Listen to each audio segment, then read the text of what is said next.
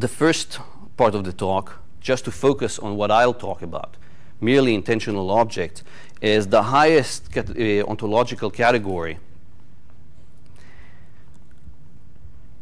And if, like I said, if we have an argument for merely intentional objects, then we will have an argument for all these other problematic entities.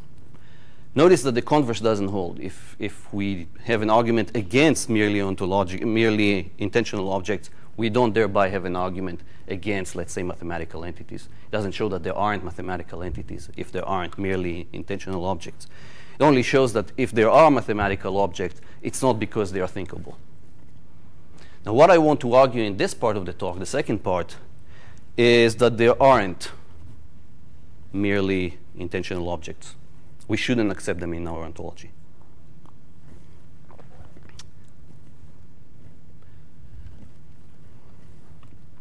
Now, I think as far as the phenomena are concerned, there's no real pressure to suppose that they are entities, that we should accept merely intentional objects in our ontology. The only thing that pressures us towards accepting them as entities is philosophical doctrine, not anything about the phenomena. So what do I call the phenomena here? So there's a phenomenon.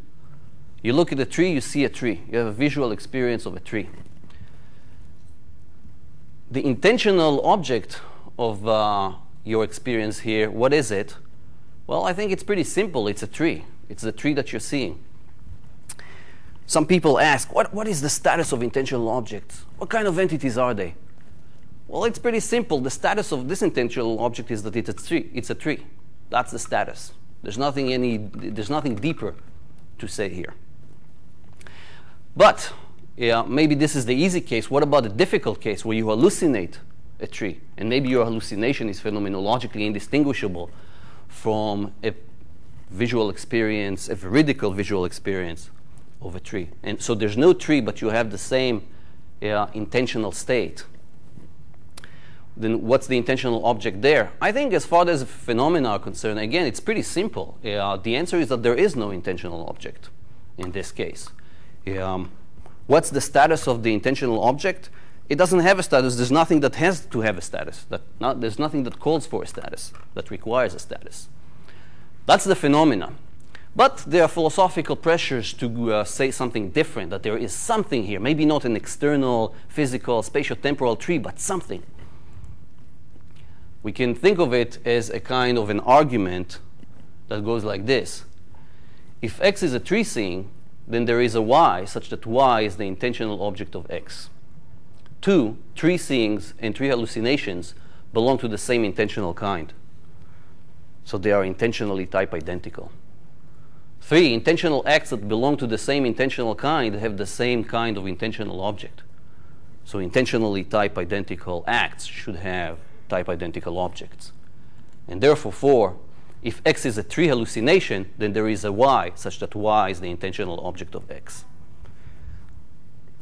So that's some kind of argument to get you to say that even in the case of hallucinations, there is an intentional object.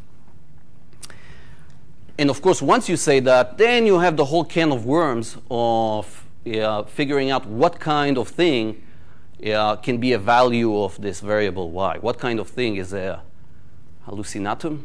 Is that a word? So some people say it's abstracta. There isn't a physical spatio-temporal tree, but there is the idea of a tree, the concept of a tree, an abstract entity somewhere outside space and time.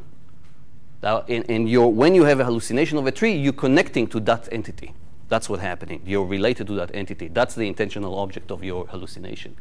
Other people, like sense datum theorists and Brentano and Frank Jackson at some point, argue that they are mental concreta. So they're not abstract entities, they're concrete entities, but they exist only in your mind. There's a sort of a tree image that happens, that exists only inside your mind, and that's what you're related to when you hallucinate. Other people, like Meinung and more recently Graham Priest, claim it's non-existent object. Other people claim it's possibilia. All of these are very problematic for a variety of reasons. Yeah, there are ontological reasons. These are all weird entities, right? And there are also epistemological problems. We're all familiar, in the case of the mental concreta, we're all familiar with the claim that there is a veil of appearances that would be thrown over the physical external world if what you're connected to invariably is a mental concretum. But the same thing really can be said about the other answer, at least abstracta. You could say if you're connected primarily to abstracta, then this will throw a veil of abstracta over the world of concreta. So this is a can of worms, like I said, and I think it's better to avoid having to say any of these things and instead deny that hallucinations have an intentional object. So how will we deny this? We have to basically deny one of the premises of this argument, and I say let's leave the phenomena alone and just revisit the philosophical doctrines that lead us to suppose that maybe there are things that are being hallucinated. So the philosophical doctrines are premises 2 and 3. Second premise says that tree seeings and tree hallucinations are the same kind of intentional state, same kind of intentional object, or intentional act, or at least they could be under some conditions. And this is denied by some people, right? Disjunctivists, at least in one way to understand what disjunctivism means, argue precisely that a hallucination and a seeing of a tree are not type-identical intentional states. I think that disjunctivism is nuts. Now, I realize that's not an argument, but it felt good saying it. So I think it's nuts, and so I'll go with 3. I'll deny that intentional acts that belong to the same intentional kind have the same kind of intentional object. Will basically suggest that sometimes you have intentional acts that belong to the same kind or type, but they don't have the same type of object. In fact, sometimes one has an object and one doesn't have an object at all. And this amounts, in my opinion, to a kind of adverbialism about intentionality. I'll explain what that means. These are Dukas and Chisholm, 2 philosophers who developed an adverbialist account of perception in the 40s and 50s at Brown University. And their view was that when you look at statements about perception, like you perceive red, those suggest one kind of metaphysics of perception, but they in fact can be paraphrased into other statements which suggest a completely different metaphysics but are logically equivalent. So you perceive red suggests that you have 2 particulars, you and red, and there's a perceiving relation that obtains between the 2 of you. So that's this metaphysical structure of the state of affairs described or reported in this statement. You have 2 particulars and a relation between them. They suggest what the real structure, metaphysical structure of the state of affairs would be better captured with something that sounds odd in English but is logically equivalent, which is to say you perceive redly. Where here you have only one particular, you.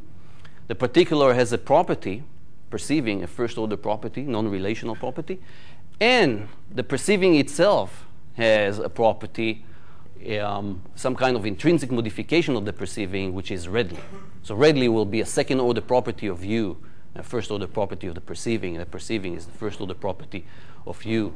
And all of these are non-relational properties. So the inspiration here is when you think about saying you walk slowly. When someone says you walk slowly, they don't mean that there is a relation between you and slowness, the walking relation. Rather, they mean that you are engaged in a certain activity of walking, and there's a way in which you're performing the activity, the slow way. Slowly is how you are walking. Likewise, when you perceive redly, it's not like there's you and red and a relation between the 2 of you. Rather, you are engaging in a certain activity, perceiving, and there's a way in which you're perceiving, the reddish way. What I'm suggesting is that we do that across the board for all intentionality, not just perceptual intentionality, but all intentionality. So instead of saying you think of dragons, we'll say you think dragon-wise. Again, this will be to say that